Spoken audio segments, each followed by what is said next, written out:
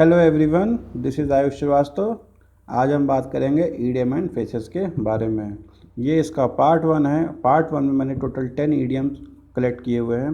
ये अलग अलग न्यूज़पेपर से भी हैं, कुछ प्रीवियस ईयर्स पेपर से भी हैं और mostly from the Hindu paper से हैं।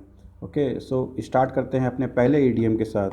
और जो एक बात और बता दूं, इससे पहले के जो मेरे वोकैब्स की वीडियो हैं उनको अगर आपको देखना है तो आप उसकी डिस्क्रिप्शन लिस्ट में आप उसको जाके उनकी प्लेलिस्ट देख सकते हैं, आपको वहाँ पे लिंक मिल जाएगा। So let's start with first idiom.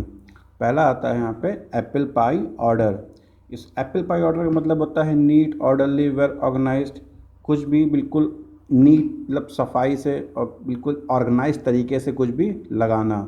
देखिए यहाँ एक पिक लगी है नीचे, उसमें लिखा हुआ है, उसमें दिख रहा है कि आपको जो भी सारे कलर्स हैं वो उसी कलर के बॉक्स में वो आराम से रखे हुए हैं, एक ऑर्गेनाइज्ड वे में रखे हुए हैं ना। तो सेंटेंस देखिए कैसे बनाया गया है इसका। कहा गया please put everything in apple pie order before you leave. यहाँ पे कहा जा रहा है किसी से कि आप जब रूम को यहाँ पे कहा गया आप बाहर जब जाना तो क्या करोगे, आप इसको बिफोर यू लीव आप सब कुछ जो है एक ऑर्डर से लगा के जाना, जो जैसा था वैसा करके जाना। Everything in apple pie order. Okay, I hope आपको एसेंस समझ में आ रही है। नेक्स्ट आता है यहाँ पे हैंगिंग अप हिज बूट्स। इसका मतलब होता है कि देखिए मीनिंग देखते हैं। When a person hanging up his boots he quit doing something that he has been doing for long time. कोई पर्सन जो बहुत दिनों तक एक काम कर रहा था, अब उसने क्या कर दिया, उसे रिटायरमेंट ले ली है, मतलब क्विट कर दिया है उस काम को करने से। ओके, तो यहाँ पे देखिए पिक में दिखा रहा है आपको सचिन तेंदुलकर है। ये पिक है 2011 वर्ल्ड कप के बाद की। उसी से रिलेटेड मेरा सेंटेंस भी बना हुआ है।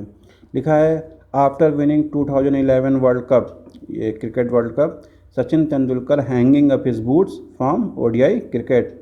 उन्होंने क्या कर दिया, ओडीआई क्रिकेट से क्विट कर दिया, मतलब उन्होंने रिटायरमेंट ले ली। तो यहाँ पे हो रहा ना, उन्होंने कितने साल खेला, 1989 से 2011 तक उन्होंने वर्ल्ड कप कह रहा हूँ, इंटरनेशनल क्रिकेट खेला, ओडीआई क्रिकेट। ओके, तो let's move on next idiom. Next idiom आता है यहाँ पे हमारा अ फार क्राई फ्रॉम। इसका मतलब होता है वास्टली डिफरेंट फ्रॉम, या एकदम अलग, एकदम जुदा, है ना, जो कहा गया उससे एकदम अलग चीज़ होना। तो वहाँ पे आप इसका यूज़ कर सकते हो, अ फार क्राई फ्रॉम। सेंटेंस देखते हैं, इसका सेंटेंस है जो डीमोनेटाइजेशन पे है, देखते हैं। What demonetization promised was a far cry from what it actually accomplished। ये सेंटेंस मैंने लिया है जो द हिंदू न्यूज़पेपर से है। इसका मतलब है कि जो डीमोनेटाइजेशन है, जो कहा गया था, जो बताया गया था कि इससे ये मिलेगा, जो हुआ है एक्चुअल में वो उससे कुछ अलग ही हो गया है। ये जिस भी राइटर ने लिखा है उसका व्यूज़ ये है कि डीमोनेटाइजेशन स्टार्ट हुआ था कहाँ पे, आपका ब्लैक मनी से, उसको रोकने के लिए, फिर वो चला गया आगे जाके फेक करेंसी पे, और लास्ट में फिनिश हुआ कैशलेस इकोनॉमी पे, है ना। तो जहाँ, और ऐसा भी नहीं कि डीमोनेटाइजेशन के बाद करप्शन बंद हो गया है। सो ये ऑथर का व्यू है, मेरा नहीं। नेक्स्ट देखते हैं rule the roost. Rule the roost का मतलब होता है to be in a complete control, या फिर आप कह सकते हो कि शासन करना, बिल्कुल वहाँ पे जहाँ पे भी रूल द रोस्ट मतलब शासन करना, एकदम आपकी मोनोपोली हो। ठीक है, तो यहाँ पे सेंटेंस यूज़ किया गया है। सेंटेंस में समझ में आएगा कैसे से। Doctors are in short supply in interior और rural areas, quacks are ruling the roost there. Quacks होते हैं जो डुप्लीकेट डॉक्टर्स होते हैं, जो नीम हकीम होते हैं, झोला छाप डॉक्टर्स। ठीक है, तो डॉक्टर्स की सप्लाई वहाँ पे है नहीं, डॉक्टर्स वहाँ पे है नहीं। इंटीरियर और जो रूरल एरियाज़ होते हैं ना, तो वहाँ पे क्या होता है कि जो क्वैक्स होते हैं वही वो वहाँ पे राज करते हैं। ओके, नेक्स्ट आता है यहाँ पे fall like nine pins. Fall like nine pins को ये न्यूज़पेपर से लिया है। इसका मतलब होता है go down like nine pins, या फिर डिफीट कम्प्लीटली, बहुत बुरी तरह से हरा देना। देखिए इसमें पिक में दिखाई दे रहा है, एक गेम होता है जिसमें ऐसे 9 पिंस होती हैं, एक बॉल आती है, जब वो पड़ती है आगे तो सारी पिंस जो होती हैं गिर जाती हैं ना। तो उसका सेंटेंस देखते हैं। UP ministers fall like 9 pins with BJP winning clear majority in state. जिस तरह से यूपी इलेक्शन में बीजेपी जीती है, बहुत से जो दिग्गज नेता थे बीजेपी वो सपा के, एसपी के, या फिर बीएसपी के, या फिर कांग्रेस के, उन सब की कई लोगों की हार भी हुई है ना, तो वहीं यहाँ पे कहा जा रहा है और फॉल लाइक 9 पिन्स, एक बहुत बड़ी जीत हुई है बीजेपी की। सो नेक्स्ट देखते हैं यहाँ पे। नेक्स्ट आता है यहाँ to hold the scales even, इसका मतलब होता है to be impartial, maintain justice and equality, मतलब कि इक्वलिटी की बात करी गई है कि यहाँ पे कोई पार्शलिटी नहीं होनी चाहिए ना, तो वहाँ पे इसको यूज़ करेंगे। तो we should not differentiate between boys and girls in any matter and hold the scales even, हमें डिफ्रेंशिएट नहीं करना चाहिए बॉयज़ एंड गर्ल्स को किसी भी एनी मैटर, एंड हमको एक इक्वलिटी बना के रखनी चाहिए। ओके, नेक्स्ट आता है यहाँ पे cut no ice.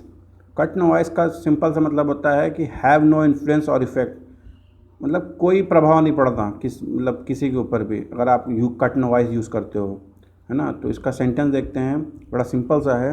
His high status and wealth cut no ice with me, उसका जो हाई स्टेटस और जो उसकी वेल्थ है उसका मेरे ऊपर कोई असर नहीं पड़ता है।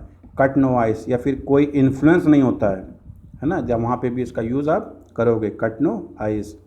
नेक्स्ट आता है यहाँ पे pave the way. Pave the way का मतलब होता है प्रिपेयर करना, क्लियर या open the way for something, है ना। STS मतलब समथिंग, तो यहाँ पे यूज़ किया गया रास्ता बनाना, रास्ता तैयार करना, वहाँ पे भी आप इसका यूज़ कर सकते हो पेव द वे का। इसका सिंपल सा सेंटेंस देखते हैं। Demonetisation could pave the way for cashless economy in India. देखिए यहाँ पे डीमोनेटाइजेशन फिर से एक बार बात करी गई है, कहा गया है कि डीमोनेटाइजेशन जो है वो क्या कर सकता है, पेव द वे, एक रास्ता तैयार कर सकता है किसके लिए, कैशलेस इकोनॉमी के लिए। बिकॉज डीमोनेटाइजेशन के बाद कैशलेस मतलब कि बहुत से लोगों ने कैशलेस ट्रांजेक्शन करना स्टार्ट कर दिया है। आई पर्सनली मैंने बहुत लोगों को देखा है जो नहीं यूज़ करते थे कभी, वो अब यूज़ कर रहे हैं। ओके, सो नेक्स्ट आता है यहाँ पे फ्रेंच लीव। फ्रेंच लीव का फ्रेंच सिंपल सा मतलब है कि एब्सेंट विदाउट परमिशन, आप बिना किसी परमिशन के, बिना बताए आप छुट्टी ले लेते हो, तो वहाँ पे आप फ्रेंच लीव का यूज़ कर सकते हो। सेंटेंस में कहा गया है इज़ राहुल रियली इल और is he taking a French leave, वो सही में बीमार है कि वो बस एक फ्रेंच लीव ले रहा है, मतलब कि बताया नहीं और छुट्टी ले ली एकदम से, है ना। तो फ्रेंच लीव का मतलब ये होता है, याद रखिएगा, इसका फ्रेंच से कोई मतलब नहीं है, मतलब एब्सेंट विदाउट परमिशन। नेक्स्ट आता है यहाँ पे शॉट इन द आर्म। इसका मतलब होता है कि बूस्ट करना, इनकरेजमेंट, बूस्ट होना, इनकरेजमेंट मिलना, पॉजिटिव इफ़ेक्ट आना, तो वहाँ पे आप shot in the arm use कर सकते हो।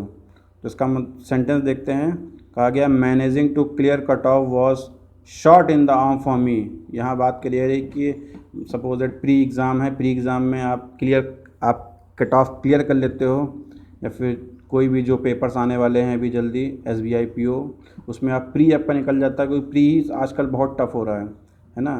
तो क्या होता है कि I started studying with more intensity, है ना, तो आप प्री निकल जाता है, या फिर कोई ऐसा शख्स जिसका प्री कई बार से ना निकला हो, है ना, तो वो तैयारी कर रहा है और उसका जब प्री निकल गया, है ना, या फिर उसका मेंस निकल गया, तो इंटरव्यू की तैयारी वो और ज़्यादा इंटेंसिटी से करेगा।